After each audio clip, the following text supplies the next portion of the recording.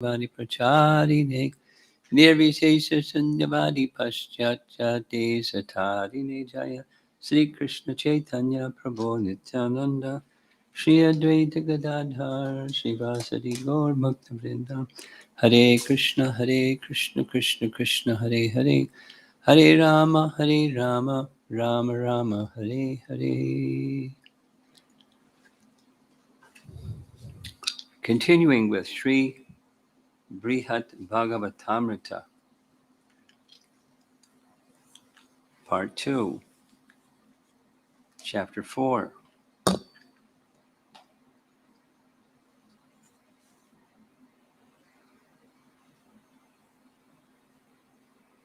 Text 165.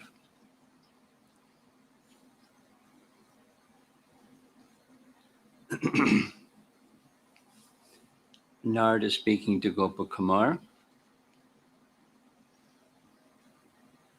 Inconceivable indeed is the amazing energy of the Supreme Controller, but nothing can be hidden from his unalloyed devotees. Commentary. The apparently contradictory pastimes of the Lord can be relished only by the Lord's devotees who understand them in pure devotion. Ordinary persons cannot unravel the mysteries of Krishna's pastimes, but these pastimes kindly reveal themselves to sincere devotees and allow such devotees to gradually develop exclusive devotion. Brahmaji was at first bewildered by Krishna's mystic powers, but was later enlightened. 166.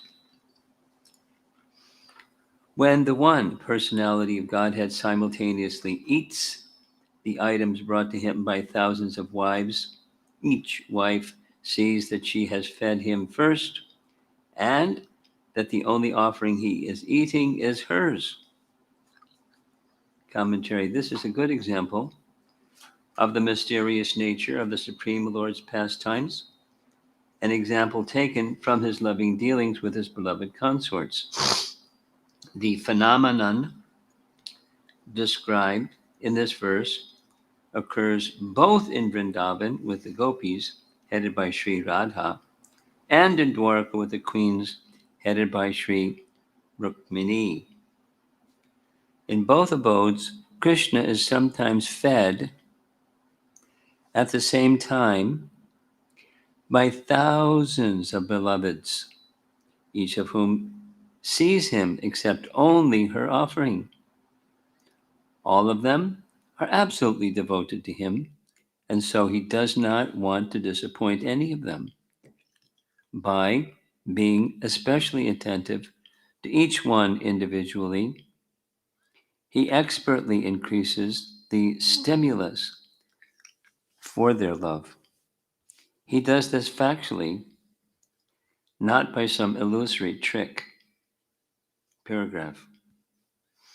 The best examples of the wonderful ways the Lord receives service from his potencies are found in the pastimes of Sri Krishna, in which both his opulence and his sweetness are fully displayed. The super excellence of Krishna as the source of all avatars will be discussed in the later chapters of Sri Brihad Bhagavatamrita. To hint at this conclusion, the name Krishna has been used in this chapter in reference to Lord Narayan in terms of texts 107, 140, 145, and 161. That's a nice clarification to hint at this conclusion. Text 167. Sometimes certain energies of the Lord enter into particular jivas, who then become his Shakyavesha incarnations. The wise consider these empowered incarnations as good as the Lord himself. 168. The supreme goddess of fortune shares in the glories of the supreme Lord Krishna. She is eternally his beloved, the concentrated embodiment of eternity, knowledge, and bliss. Commentary. Mahalakshmi is the consort of Lord Narayana, who again is called Krishna in this verse. Krishno. As the source of all other incarnations, Lord Narayana is superior to the other forms of Godhead, such as the Vishnus involved with material creation. He is therefore called Mahavishnu, and accordingly, his principal consort is called Mahalakshmi. Sri Vishnu Purana, 2 verses are quoted, states, quote, O best of Brahmanas, the goddess Lakshmi is the eternal mother of the universe. She never leaves the company of Lord Vishnu. Just as Vishnu is all-pervading, so is she. When he appears as a demigod, she appears as a goddess. And when he becomes a human man, she becomes a human woman. She accepts for herself a body that exactly corresponds to whatever body Lord Vishnu assumes. 169. She always resides on the Supreme Lord's chest and is fully dedicated to him. Her incarnations are none different from her, just as Lord Krishna's are none different from him. Commentary. On Swargaloka and wherever else Lord Vishnu descends, the goddess Lakshmi joins him in her incarnations. Thus, having innumerable avatars, she is equal in status to her husband. And just as he is one but displays an infinitude of personal forms, the one, Lakshmi, has a limitless and elaborate hierarchy of avatars, some of them seemingly superior to others, yet all of them equally transcendental. 170. Among those expansions of Lakshmi is the controlling deity of all material opulence, who has great perfections at her command. But that bestower of prosperity is utterly neglected by liberated souls, by candidates for liberation, and by devotees of the Lord. Commentary. The goddess Lakshmi is glorified in many scriptures, including Srimad Bhagavatam 10:38-8. Yet architam brahma bhavadibihi surai shriya cha devya munibhi cha sattvatai. The translation, the lotus feet of the Lord are worshipped by Brahma, Shiva, and all the other demigods, by the goddess of fortune, and also by the great sages and Vaishnavas. Such statements indicate that she is more respected among the worshippers of the Supreme Lord than even liberated sages and pure Vaishnavas. Then, why is she sometimes disparaged as material and inferior in this verse? And the next, Narada answers this doubt. Among the many expansions of the goddess of fortune, there is one, Lakshmi, who presides over all opulences of the material world, all the residents of the universe, including the rulers of the various planets, owe their power to her. Even the mystic cities of yogis proceed from her.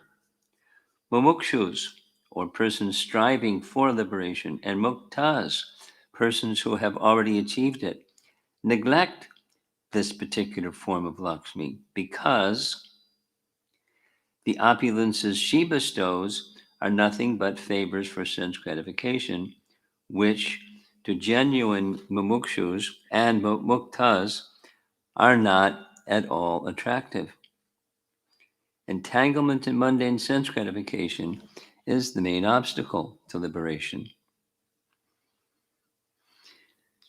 Interesting clarification here. 171.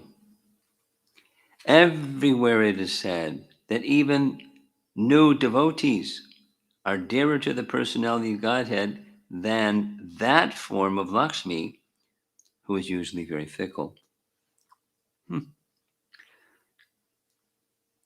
Commentary. According to the Puranas and other scriptures, even neophytes, what to speak of mature, experienced devotees, are more favored by the Lord than is the material expansion of Lakshmi. Why?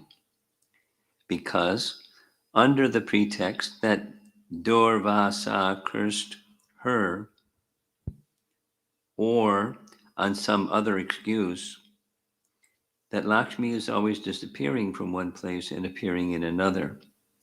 Thus, at any moment, she can abandon persons who have taken shelter of her. Nevertheless, she is an incarnation of Mahalakshmi. She has many of the exalted qualities of the original goddess of fortune. Thus, we hear that during the churning of the milk ocean, when the material Lakshmi appeared from it, Lord Vishnu accepted her as his wife, and she took up residence on his chest. Paragraph. In contrast with this Lakshmi, the original Mahalakshmi is Lord Narayan's dearmost servant, always fully dedicated to her service. To his service, she remains on his chest eternally and is never fickle. The Lord's devotees always worship her with the greatest reverence. They never neglect her as they do her material expansion.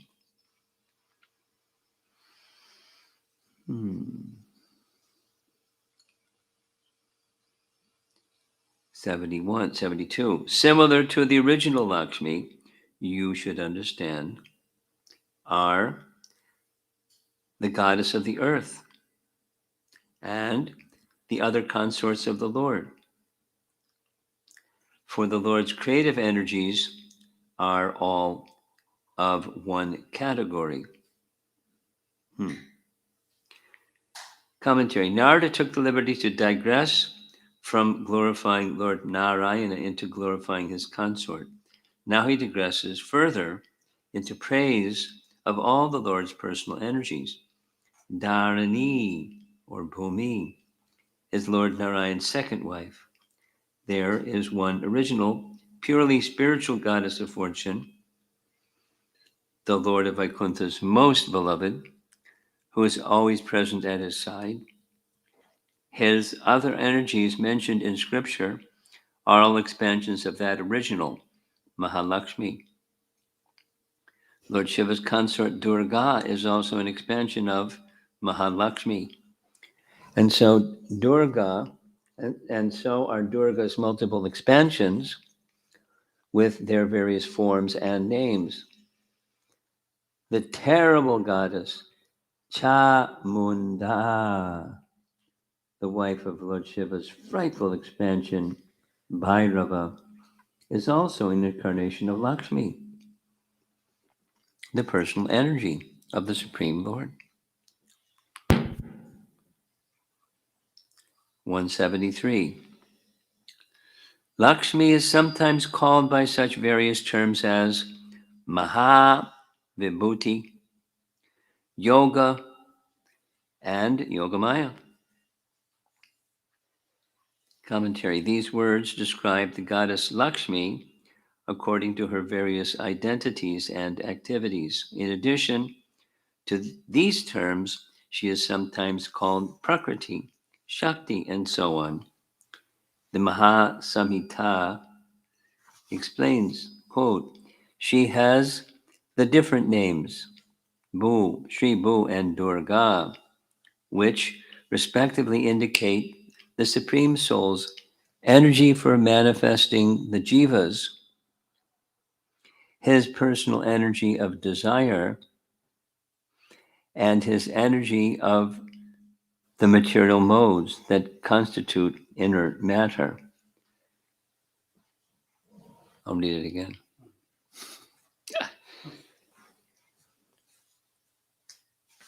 So this is from Maha Samhita. She has the different names of Shri, Bhu, and Durga, which respectively indicate the Supreme Soul's energy for manifesting the jivas, his personal energy of desire, Bhu, and his energy of the material modes that constitute inert matter, Durga. The Shabda Mahodati dictionary gives the following definition, quote, expert knowers of the science of language say that the word Maya refers to the potency of the three material modes, to knowledge, and to the personal energy of Lord Vishnu, unquote. I'll read it again. Expert knowers of the science of language say that the word Maya refers to the potency of the three material modes, to knowledge, and to the personal energy of Lord Vishnu, unquote. And the Skanda Purana says, quote, O Lord Ananta, your desire is called by various names, colon, memory, nature,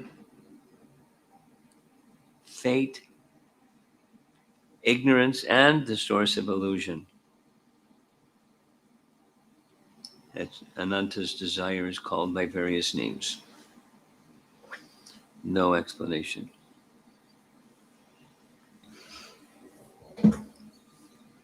She, 174, she personifies the glorious celebration of existence, knowledge, and bliss. She is eternal, absolutely real, and without beginning or end. The essence of her identity is beyond describing. Commentary. Because Mahalakshmi is the total energy of the Supreme Truth, it is impossible to describe her completely. 175. She is the mother who gives birth to the varieties of ecstasy that appear during the worship of the Lord. Through her, the Supreme Lord displays his different features. Commentary. The previous two verses have described the goddess Lakshmi's primary characteristics, Swarup Lakshana. And now this verse describes her secondary characteristics, Tatastha Lakshana.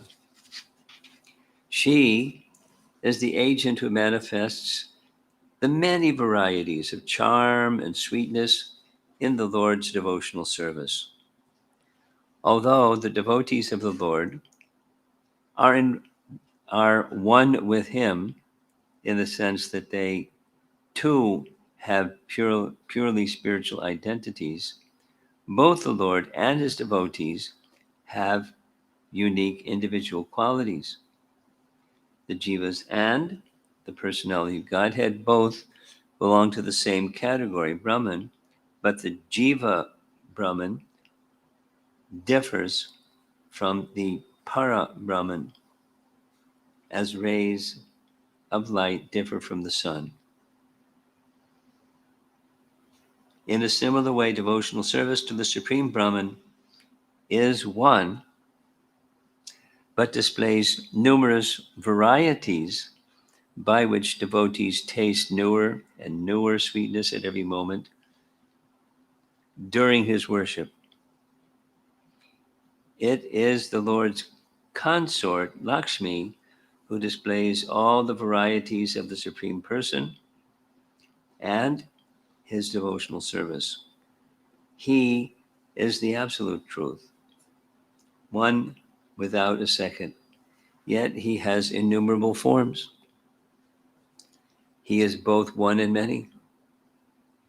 He has countless varieties of beauty and charm and countless varieties of pastimes, each one full of diversity. All of this is forever manifest as substantial reality with the help of the goddess Lakshmi. 176. Thus, the distinct varieties of the Lord's devotees, of his devotional service, of his world, and of his activities constantly arise from Lakshmi. Commentary. The Lord has many devotees like Sri Shesha and Garuda. His devotional service has many forms like hearing and chanting. His abode, Sri Vaikuntha, has a multitude of opulences. And his energies in many different activities. Lakshmi is the energy of the Lord through whom all this variety is manifest. Without her participation, the other energies of the Lord could not be displayed in diversity because they are basically one with him as pure spirit. Paragraph. As the word sada in this verse indicates, the unfolding of transcendental variety is eternal and ever expanding. In the words of Sri Vishnu Samhita, Tata Shaktir, Icha Shaktir, Jnana Shaktir, Kriya Shaktir, Iti Tri Da, Shakti, Shakti Matos Chapi, Na Bedha, Kaschid, Ishate. She expands into three energies: the energy of desire, the energy of knowledge, and the energy of action. No difference can be found between the energy and its possessor. Last paragraph. At the end of the second chapter, the nature of variety within the Absolute Truth has already been elaborately discussed. In short, Lord Narayana has various associates by his side, like Shesha, the son of Kadru, and Garuda, the son of Vinita. Sri Narayana's Vaikuntha appears in the material world in various forms, like Svetadweep and Ramapriya Loka. Various tastes appear in the different limbs or angas of his devotional service, beginning with hearing and chanting. In his diverse pastimes, he displays a host of wonderful qualities, like his compassionate concern for his devotees.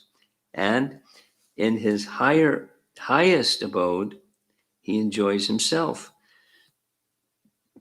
in various ways, such as drinking his mother's breast milk, crawling on the ground, and playing children's games.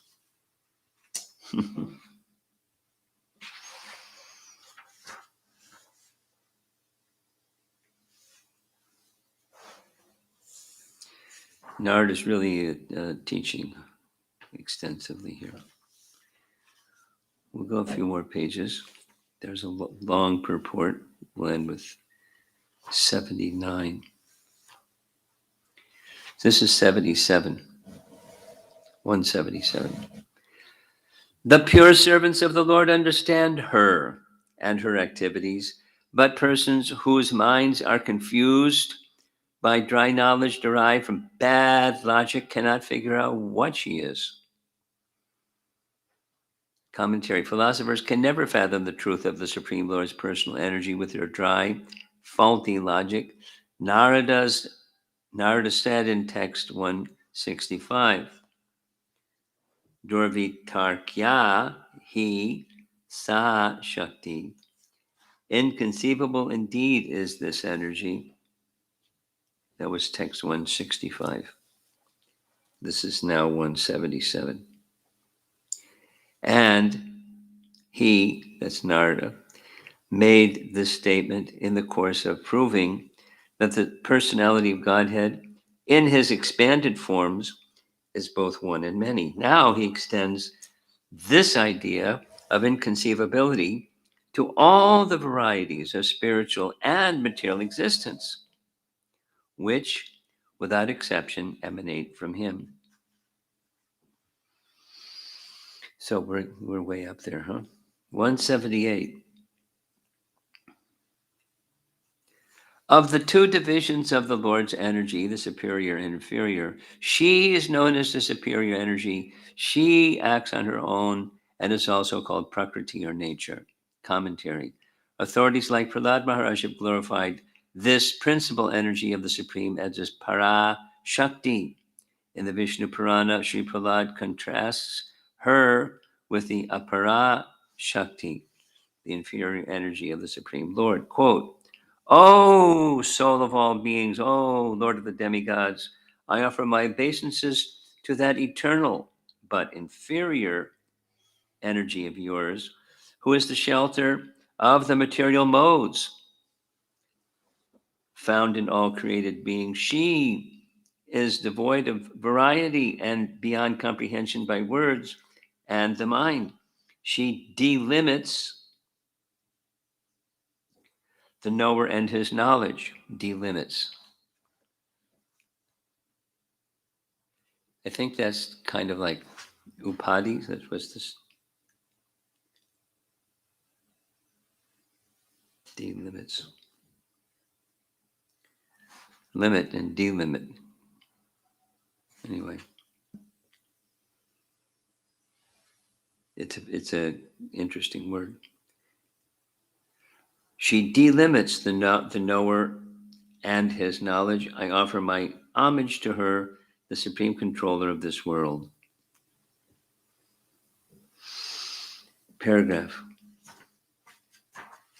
The Supreme Lord's inferior energy, called Maya, who manifests inert matter, is beyond the range of words and the mind because she is devoid of material distinctions, dash, categories, qualities, and so on. That's this delimiting thing.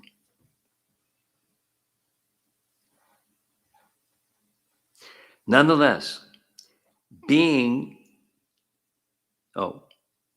this is so because she is, in essence, the aspect of the absolute truth, an aspect of the absolute truth. Nonetheless, being the illuminator of all things, she manifests the difference between the jiva, who is the knower, and his knowledge. Being the illuminator of all things, she manifests the difference between the jiva, who is the knower, and his knowledge. She does this in the same way she illuminates the distinctions between the eternal objects like external objects like clay pots. Another way of understanding this concept is that here we go, the delimits word again. The Lord's inferior energy delimits the jnana of the jnanis, the understanding of persons exclusively dedicated to theoretical knowledge. Semicolon.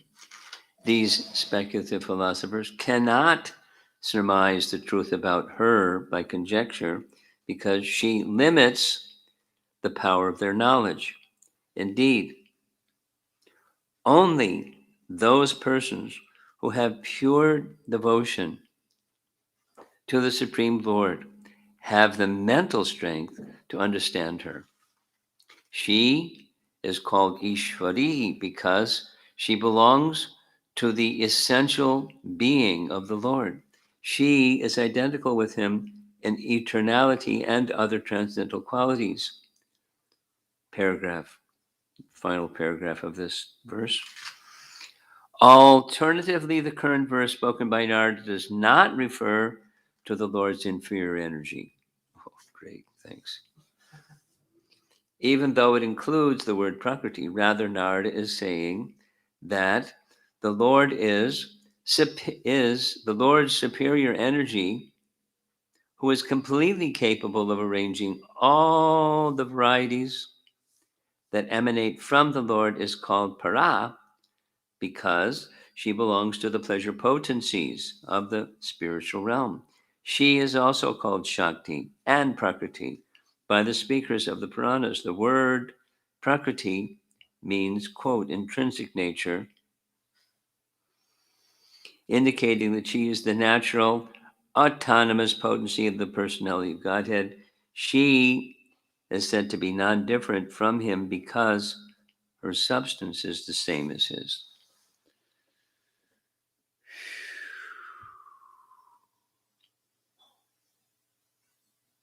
This is like reading chapter 87 of Canto 10.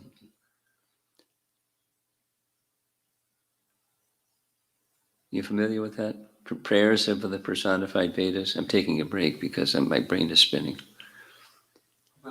You've read it. What do you make of it? It's way up there. I was attending one GBC meeting in Tirupati, and chapter 87 was the verse. Actually, was the chapter. And everyone was trying to explain these verses. Shoo. Okay. Final verse for this morning, text 179. She has many expansions, angshas, bahuvidha, anksha bahuvidha.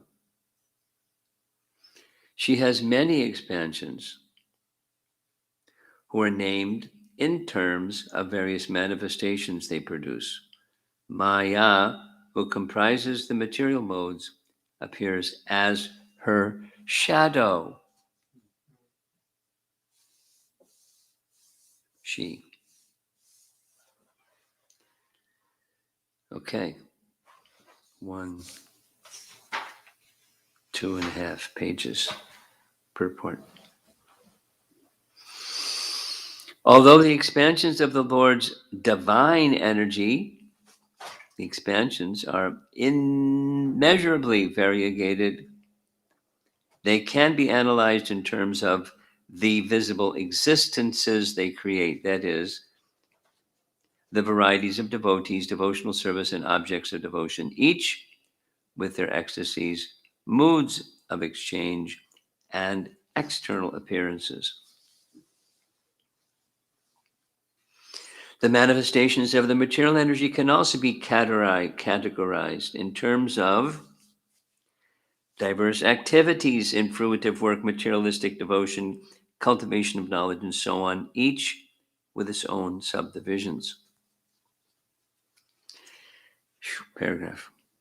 In the Vishnu Purana 1.3.2, Sri Parashara Rishi describes the manifold effects of the Lord's creative potency thus, quote, all things that exist have their own potencies, understandable only by transcendental intelligence, O best of ascetics. The supreme truth also has his real potencies for creation and other functions, and these belong to him, as the power of heat belongs to fire, unquote. Commenting on this verse, Srila Sridhar Swami has written, long commentary, quote, like gems, mantras, and so on, all things in this world have energies that can be understood only by, quote, inconceivable knowledge, unquote.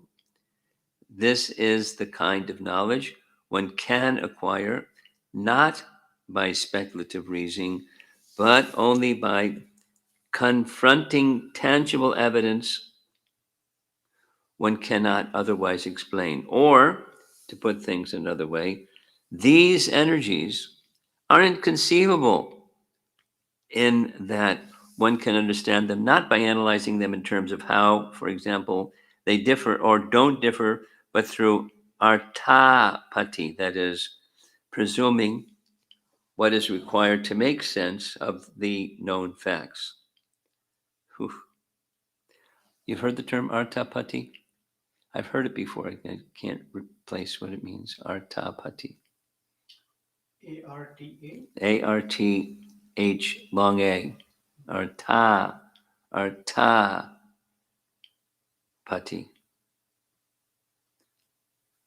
Artapati. That is, presuming what is required to make sense of known facts. Therefore, just as fire has potencies like the power to burn, the absolute truth, Sri Vishnu has inconceivable energies, dash, his innate existential potencies, dash, which are the causes of creation, and so on. Two more paragraphs. There is also this statement from Shruti, Svetashvatara Upanishad, hey, Natasya Karyam Karanam Chividyate, the Tatsamas Chabyadikashya Drishyate Parasya Shaktir, Vividaiva Shruyate, Swabhaviki Gana Balakriyacha. Translation. He is not obliged to work and has no material senses to carry out work. No one can be found equal to him or greater, and as we hear from Scripture, his own superior energy has her manifold aspects, same knowledge, power, and movement, which act autonomously. Final paragraph. Thus,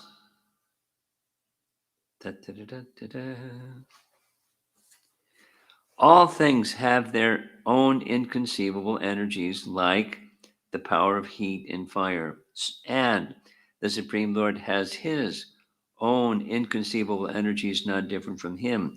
This is affirmed in the Shruti texts cited above, Precious Shakti Vividaiva Shruyate. Thus,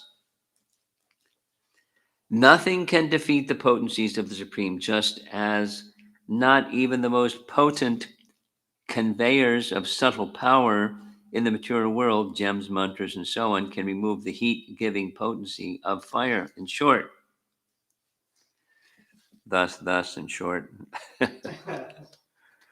the Supreme has eternal, unbounded powers.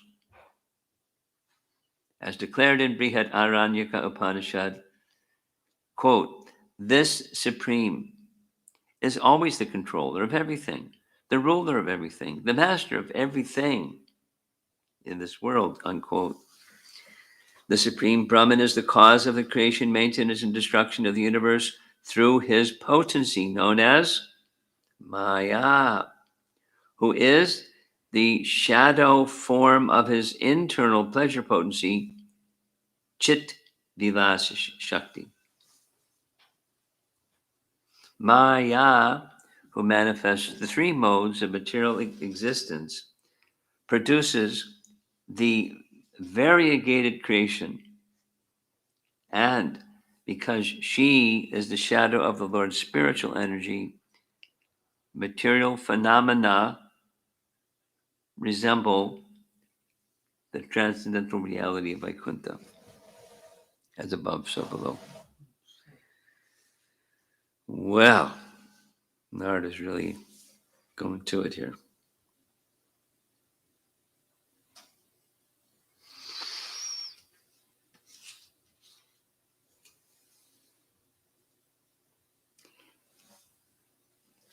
Presumably, he's preparing him to go to Braja because they're in Vrindavan, And he's explaining truths about Narayana and his various forms, and then all of this Lakshmi and her various forms. And there's nothing separate from him. But I'm sure he's going to get to, the uniqueness of Krishna and Braja. I'm sure he's going to get there. And because that's who you're attracted to, and you're eligible, you're qualified. I mean, similar discussion takes place when they reach Dwarka. And there's Narada in Dwarka. Hey, I see you everywhere. And Narada said, I thought I explained that to you. But here's the reality. As servants, we manifest multiple forms to serve the Lord everywhere. And then, he wants Uddhava to speak, and Uddhava wants Narada to speak, and then Uddhava speaks. And Uddhava does the Uddhava. He, goes into ecstasies and describes Krishna's pastimes in Braja that are just astounding. That section.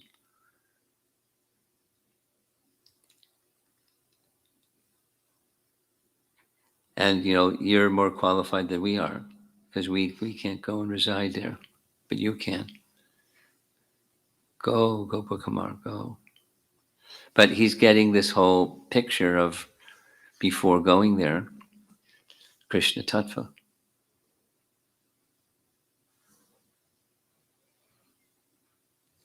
And, it's very elevated, but, because it's in a story form, it's a little more palatable. Prayers by the personified Vedas is really outrageous. And some people love it. It's like breakfast for them.